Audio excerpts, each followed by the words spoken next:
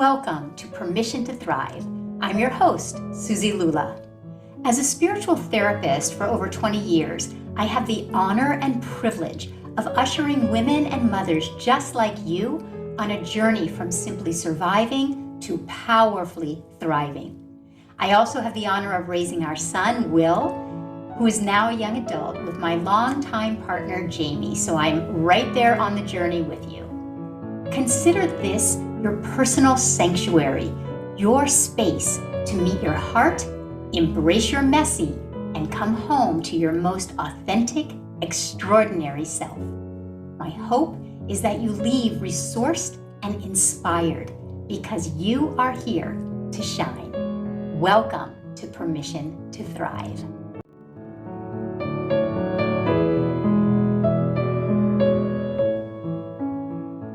Hi, welcome to this week's episode of Permission to Thrive, honoring transitions in a world that doesn't. I'm Suzi Lula, I'm your host, and I'm so deeply grateful that you're here with me today. So if no one has told you yet, you are sacred. Your life is sacred, and your transitions are sacred. And I wanted to talk about transitions because many of my clients, students are going through transition time right now. And I wanted to talk about transitions because we live in a world that doesn't talk about them, much less even acknowledge them. So today we're going to open our hearts and we're going to explore something that the world rarely gives us permission to feel: the sacredness of transitions. Right now, in the Northern Hemisphere anyway, children are getting out of school and transitioning into vacation.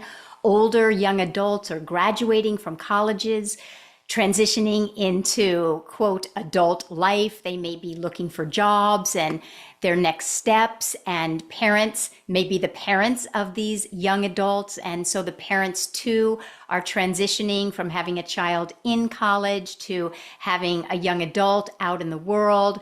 Parents are transitioning from having their children at school all day to sometimes long summer days with no childcare and long hours of that childcare falling on their own shoulders.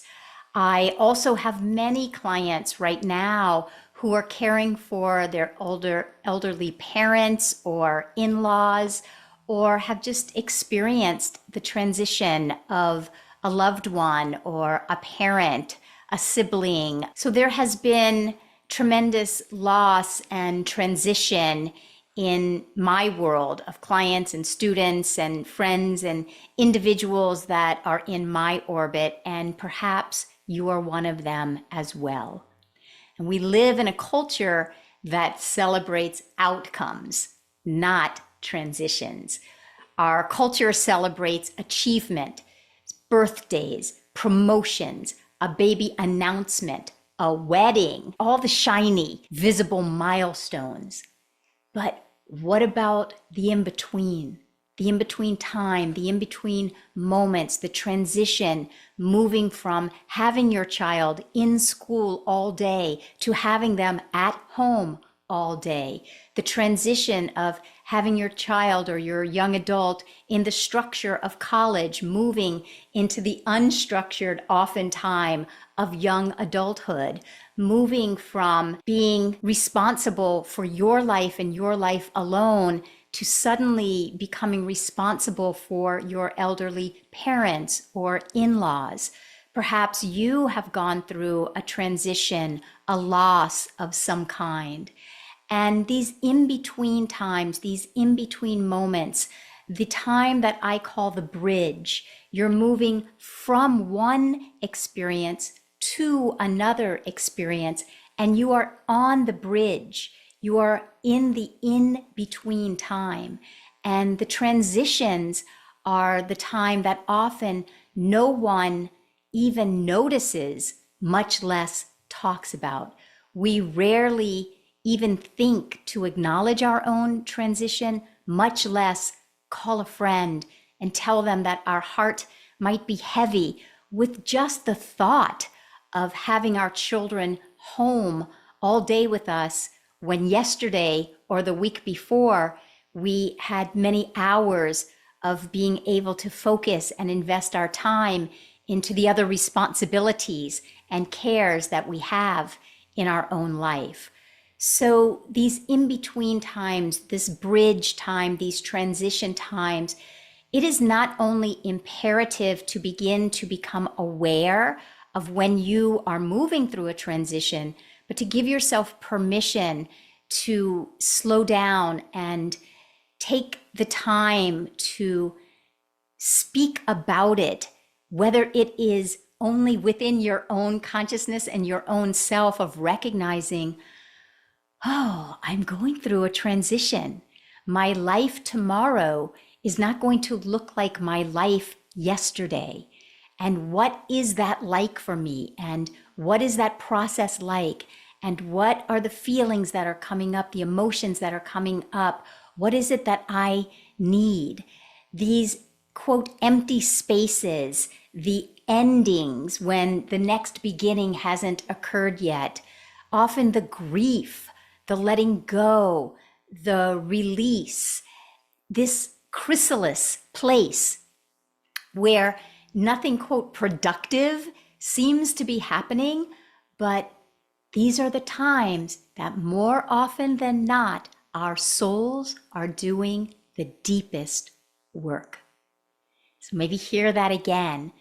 The time, the in-between, the transition, the time on the bridge when you're not the same as you were yesterday and you're not who you're going to be tomorrow.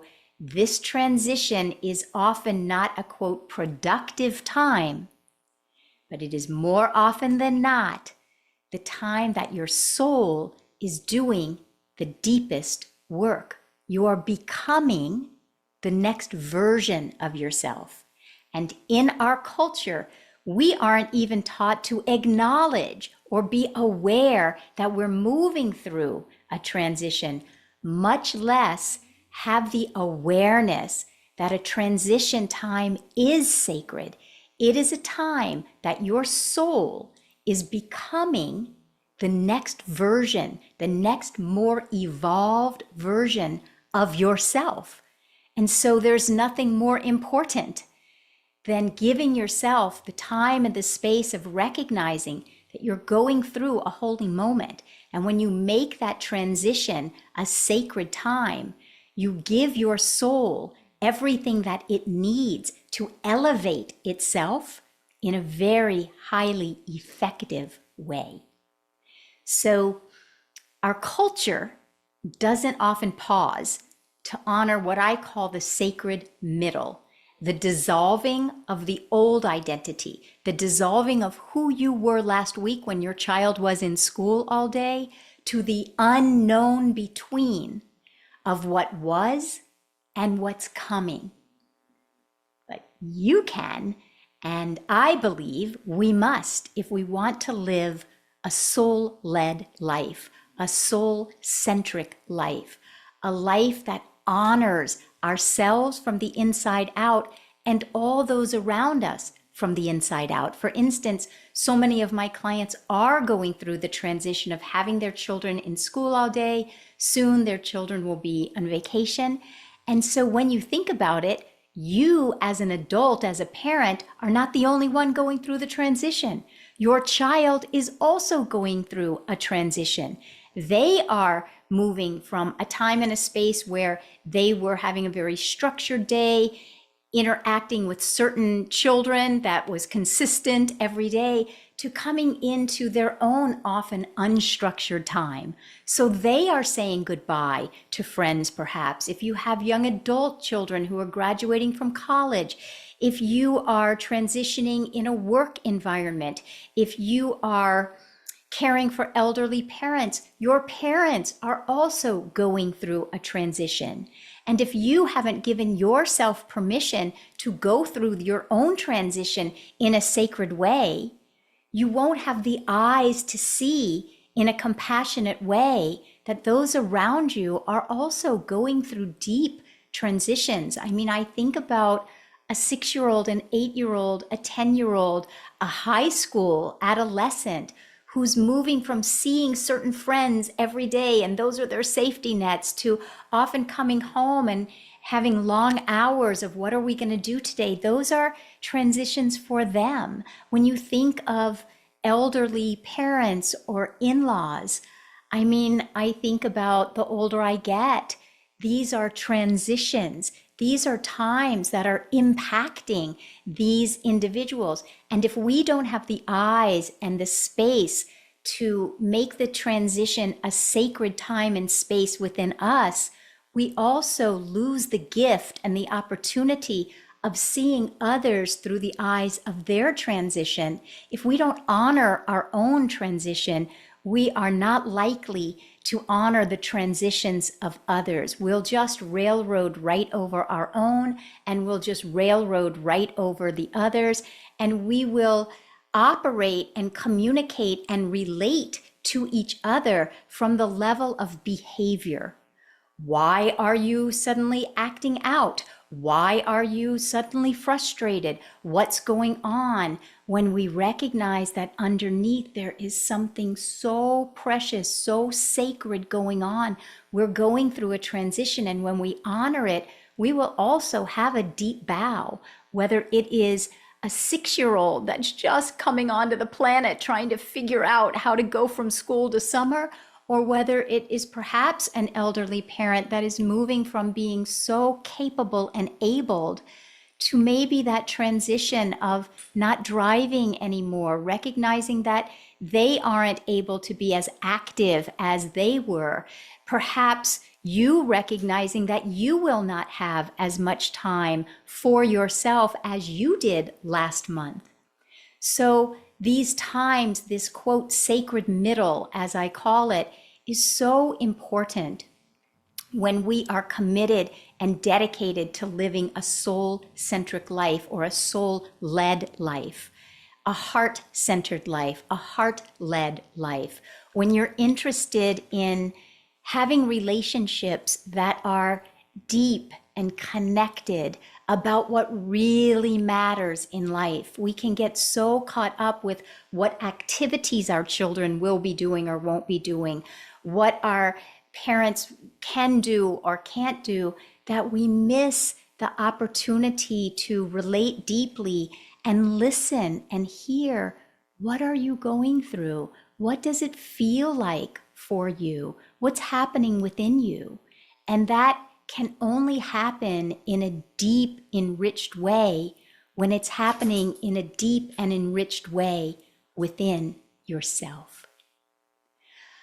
Oh, so let's just each and all take a nice deep breath in together, and let's dive deeper into this very important but often overlooked theme of transitions, and in making your transitions sacred and holy. How to honor them, or even relate to them as the sacred time that they deserve to have. You deserve, you are worthy of taking the time to usher yourself through the transition that you may be going through. You may be going through a transition with the way that you're relating to your body, with your financial life, with something that's going on in your work. You may be deepening your desire to lead a purpose-driven life. Perhaps you want to invest time into your career, into your next steps. These are all moments in life where you deserve the time and the attention and the energy investment so that you move through this sacred middle in a way that is honoring to you, to your soul, and to all those around you. Because trust me, when you are calm, when you are grounded, when you are even inspired through your transitions, everyone else around you feels your energy, and then they can relax and be inspired and calm and peaceful through their own transitions. So I call this step 1 of making your transition sacred, honoring transitions in a world that doesn't. I call step 1 the sacred pause. So just call to mind a transition that you might be aware of that you are moving through. Perhaps you have been divorced for a few years and you're transitioning into a chapter of your life that you're thinking about dating again, or you are dating again. Perhaps you are dating someone and you are thinking about considering introducing them to your children. Whatever transition that you may find yourself in during this time, whether it's ending a relationship, completing a relationship, maybe your children have grown and you're not needed in the same way that they used to need you. Maybe you are aware that your children are growing and they should be more independent, and you find yourself clinging onto them and needing them, but aware deep down you need to go through a transition of letting them go. Maybe you've lost a job, maybe you've left a job, maybe you are concerned about losing a job, maybe you are looking for the courage to leave a job, perhaps you've lost someone, or you just feel the pull and the prompting of your own soul, your own heart into a life that is more enriched and has perhaps deeper meaning. Maybe you feel invisible in the midst of this transition. Maybe you're feeling unseen.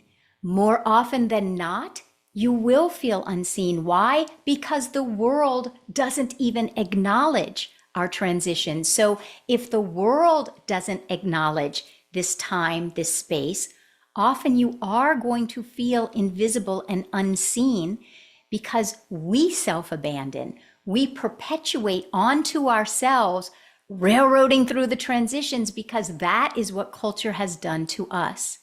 So you want to begin to pause. You want to begin to pause and ask yourself, what transition might I be going through, and allow it to unearth itself, allow it to reveal itself to you so that you can become aware, so that you can see, oh, how might I be railroading over my own transition? How might I be perpetuating onto myself that which culture has done to me? And how can I take my dominion back? How can I honor this transition? Well, this step one, taking a sacred pause, taking a moment, is the most effective thing that you can do on your way to allowing these transitions in your life to become sacred, to become important, so that you receive the rich gifts that every transition has to give to you. So you may be feeling unseen right now because there's no Instagram post out there for, quote, I'm in the middle of a breakdown right now. I'm in the middle of whatever's going on right now. I'm in the middle of frustration. I'm in the middle of exhaustion. I'm in the middle of overwhelm because my kids are going to be home all summer. There's no celebration for, quote, I'm dismantling everything I thought I was in my life, and I am rebuilding from the ground up. No one in your life may be seeing you. You might not be receiving the empathy and the compassion and the nourishment and the connection that you truly, truly need because you yourself have been railroading over said transition. So this step one, this pause, it's so imperative. It's so important for you to slow down, for you to take a deep breath, and for you to be asking yourself, what might I be moving through right now that is worthy of my attention, is worthy of my time, is worthy of some investment so that I move through this in a very conscious way.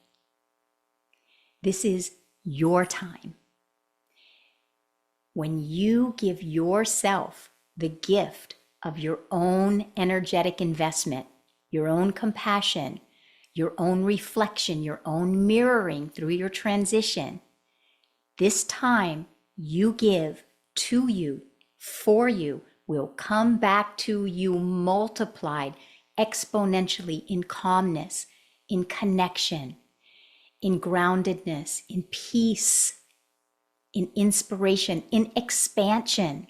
Not only are there messages in your transitions, but there is such infinite potential right now. If you're moving through a transition, there is such infinite potential for you to elevate your frequency, for you to evolve into a version of yourself that you have not yet known yourself to be. Why? Because your soul is ever evolving. We each are ever evolving souls. We are ever evolving beings. And so to the world, transitions are something to be ignored and railroad over. To the soul, because the soul is ever evolving, transitions are holy. They're sacred. And when you invest in your transition, you're investing in your soul's evolution. You are ensuring that your frequency is elevated and you move through into your next phase, into your next chapter, the most elevated version of yourself possible. So I want you to hear this. Transitions are not detours. Transitions are the path. Transitions are not detours. Transitions are the path of the soul. You're not off track. You're in the womb of becoming the next highest version of yourself. If you give yourself the time and the space to evolve during the transition. So first, we're going to give ourselves the time and the space to pause. Let it be easy. Let it be breezy. It could be when you're driving on your way from your home to the market to buy vegetables and groceries to come home and make dinner. When you're in the car, give yourself time. Give yourself space. You're driving. Connect with your heart. Allow yourself to pause.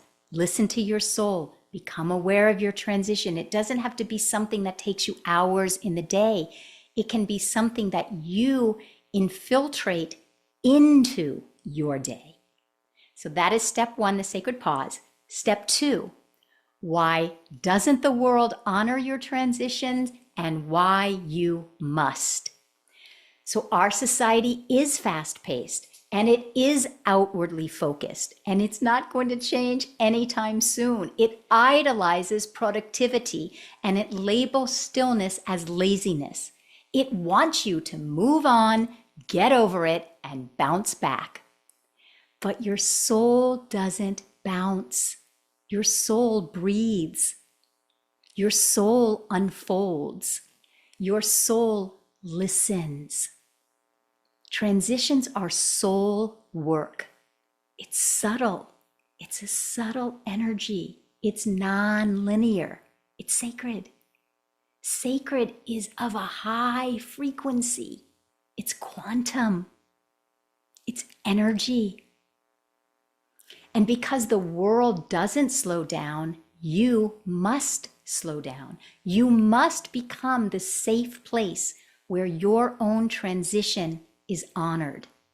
You become that space, even if it's driving to the market to buy your vegetables, you can become that space in the car on the way. You'd be driving there anyway.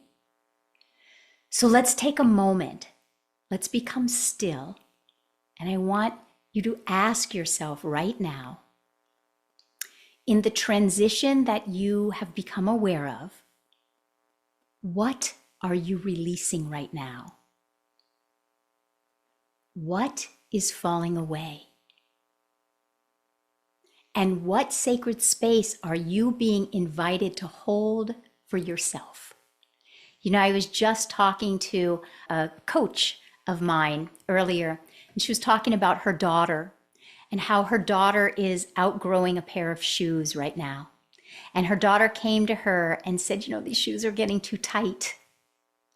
Something as simple as that was having her mom have a moment of release, a moment of letting go. Oh no, you're growing up. You're not 6 anymore. You're not going to fit in those shoes forever. Let me honor this moment because I'm releasing this time. This time is falling away. So what are you releasing right now? What is falling away? in your world, and how are you being called to honor that? She's really, I know it might sound really like a small thing that we might not even notice in life, but if you are here, and if you're here in this podcast, I know you're here to lead a soul-centric life, to lead a soul-led life, a heart-led life. I know this, and so something like observing and witnessing your daughter, your child, your beloved growing out of a pair of shoes, it's a moment that is here to be honored within you.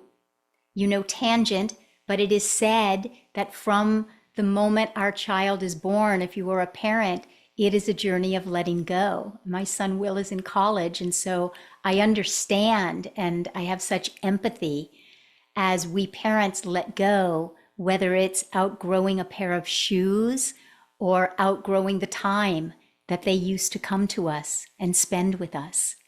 So what are you releasing? What is falling away in your life? What is being called to fall away? How can you honor that?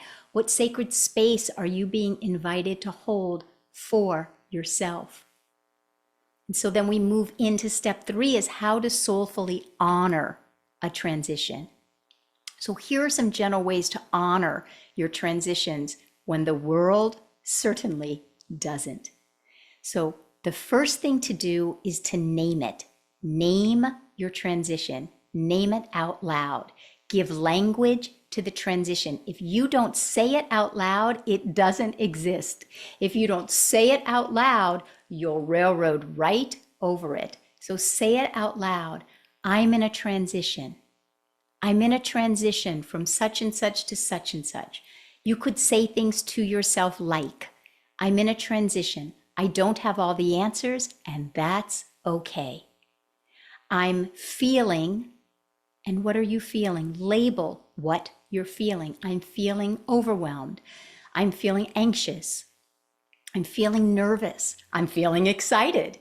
Maybe your children are going to camp and you feel excited. Maybe your children are going to be home with you all day and you're so excited about that. You say, I'm in a transition and I'm feeling whatever you're feeling. I'm in a transition and I'm needing to slow down perhaps. I'm needing to breathe more deeply. I'm needing to take some time to and for myself. I'm needing to wake up 10 minutes earlier and just place my hand on my heart. So you're asking yourself, what am I feeling? What am I needing? You're labeling these things. You're labeling that you're in a transition.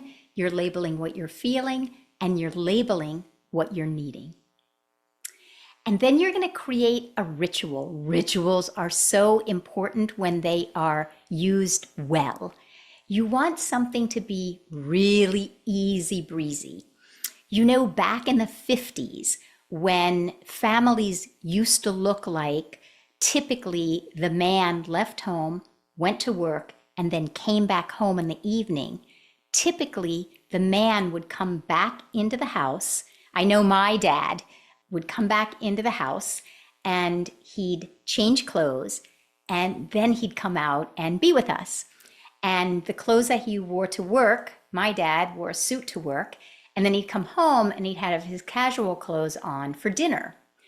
Well, the men built in a transition for themselves. That was their transition. It was their ritual. It was their ritual to move, and through their changing of their clothing, they were signifying through a ritual, I came from one space and I'm moving into another space. And so perhaps there are rituals that are calling to you. For instance, I'll give you an example. When my son Will was young and I'd pick him up from school, the carpool line was my ritual. The carpool line. When I would be on that carpool line, I spent that time as really sacred time. I was letting go of the part of my day that was seeing clients, that was very engaged and plugged in to work that I love, research that I'm doing. I'm hungry all the time in this line of work, my purpose, my passion. And so I was unplugging from that in the carpool line. And I was saying things to myself like, it's okay to unplug. It's okay to let go of doing more work. It's okay to have fun and play with Will. It's okay to be honoring that I'm going to be making dinner when I might not have deemed it at the time as important. Now I know how utterly important it is. But at the time, I was labeling it. I was naming it. I was saying how I was feeling. I was saying what I need. And I would say it's okay not to return emails. It's okay to turn off my phone and not look at my phone until tomorrow. It's okay to put work aside and play. So in the same way, I didn't take extra time out of my day to do said ritual. I used the time. I was already going to be in carpool line, but I used that time in a very ritualistic way. So for you, you may choose to light a candle at the same time every day. You might choose to journal. You might choose to take a daily walk in silence. I literally try to walk every day of my life just to be outside in nature in a world that is full of busy and activities. I give my soul the plug in to nature. That is my ritual. Perhaps you want to let your body feel anchored in a rhythm when everything else feels uncertain. So you choose every day at such and such time, I'm going to walk around my block just to give myself some consistency because I'm moving through a period of chaos. Or perhaps the opposite. Perhaps this is a time you need not to be structuring yourself so impeccably and give yourself more spaciousness. Whatever ritual is calling to you, it doesn't need to take extra time out of your day, but it is meant to enhance the time that you already have in your day. And then the next thing is to really not underestimate reaching out for support. This is not the time to do it alone. Transitions are not a time to go it alone. Because why? Transitions, by their very nature, are uncertain often. You're on that bridge, you're in that sacred middle. You're going from something you knew, which was having your child in school all day, or having your parents not need you, or thinking that your job was satisfying, to moving into something, oh, I'm just in a new relationship. Who is this person? Do I want to stay in this relationship? Is it all that I think it is? Am I getting too attached for the wrong reasons? You know, you're in a time, often a transition is a time of uncertainty. So transitions are times to receive support, be it from me or one of my coaches, a trusted friend, someone that you can literally say out loud, could you simply listen to me? Or could you listen and maybe give me some feedback? Or could you listen and not give me feedback? You determine what you need and you connect yourself with someone else that may be able to provide it for you. I promise you, if you reach out to someone, you are not only going to be stretching yourself and you will feel so good after you reach out, but you're gifting the other person to be of service, to create a deeper, more intimate, more vulnerable relationship. You know, this world teaches us to relate to each other on such a surface level. How are you doing? Fine. How was school today? Fine. What's going on? Oh, we had a barbecue last night. You know, we just are taught to relate to each other at such a surface level. If you are the one that chooses to call a friend and say, you know, I just listened to this podcast and I realize I'm going through a transition. I'd like to share with you. Can you just give me 5 minutes? Can you just listen? You will deepen your relationship with the other person because you're letting them into something that is meaningful to you and vulnerable and valuable. And then that relationship becomes more valuable. So receive support, reach out for support. Don't try to do it alone. And then the last part is to honor your grief. With most transitions, there is grief. Why? Because with most transitions, we're releasing something that was, and we're moving into something that isn't yet, the next version of ourselves, the next higher frequency of ourselves. So transitions often bring grief. And there are steps to the grieving process that include anger and deep feelings, intense feelings. And when we honor the different processes and emotions that come up, they move through us very easily. We're wired to be able to handle these emotions. When we honor them, they move through us quickly. And often even joyful transitions. If you have a child who's graduating from college, that's a really joyful moment in life. That doesn't mean that there isn't grief and letting go and bittersweetness, right? So even joyful transitions can bring with it the need to release and often some grief. Often transitions carry loss. So let yourself mourn who you were and what you were. Let yourself grieve who you were and what you were. Let yourself bless that version of you. Thank that version of you. Acknowledge, appreciate that version of you as that version passes lovingly that baton to the next version of you. And you see yourself ushering yourself on this bridge from this younger version, yesterday version, to this tomorrow version, higher frequency version, more evolved version. On the other side of the transition, who do you want yourself to be? How do you want yourself to be? Let that next version of yourself organically reveal itself to you. Once you honor the grief, once you honor the loss, once you honor the emotions, you open yourself up for the next version of yourself to reveal itself to you, to say, hi, I'm here. And you meet the next version of you, the higher version of you, the more elevated version of you. Release whatever it is for you to release and welcome whatever is calling you to welcome it. Remember, every transition has a particular message for you. Listen for the message that is underneath the transition. So your transition is sacred. It has a particular message. Listen for the message, receive the message, and it will become a very sacred time for you. You don't need the world to understand your transition in order for you to honor it. In fact, expect that the world won't even notice your transition, but you will choose to honor it. The world might not celebrate your invisible becoming, but your soul does. I promise you, your soul is thanking you.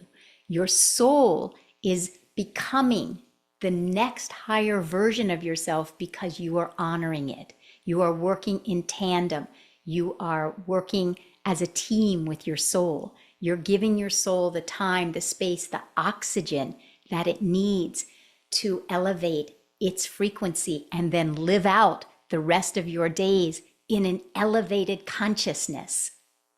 So as you move through the sacred space, may you remember, you are not lost, you are deepening. You are not stuck, you are becoming. You are not behind, you are reborn. So hold yourself gently. You're doing holy work, and transitions are sacred. So please let me know how this episode landed upon you. I love hearing from you. I love your emails. I love your DMs. I love your texts. I love hearing how these episodes land upon you. And I thank you because so many of you so generously share these episodes. If you know of someone who's going through a transition right now, pass it forward, pay it forward, think of them. You know, my son said something to me the other day about how he really appreciates the people who think about him and just text him just to check in. So maybe there's someone in your life that is going through a transition that would so appreciate if you shared this episode and said, I thought of you. Maybe there's something in here that will be of value to you. And so pass it forward. If you would click the subscribe, the follow button, I would so appreciate it. If you would leave a 5-star review if you haven't already. I know we're busy. I know it takes a minute, but if you would leave a 5-star review, it would mean so much to me and so much to the success and effectiveness of this podcast getting out into the world. So thank you. Thank you. Remember, give yourself permission to thrive this week. See you next week. So much love.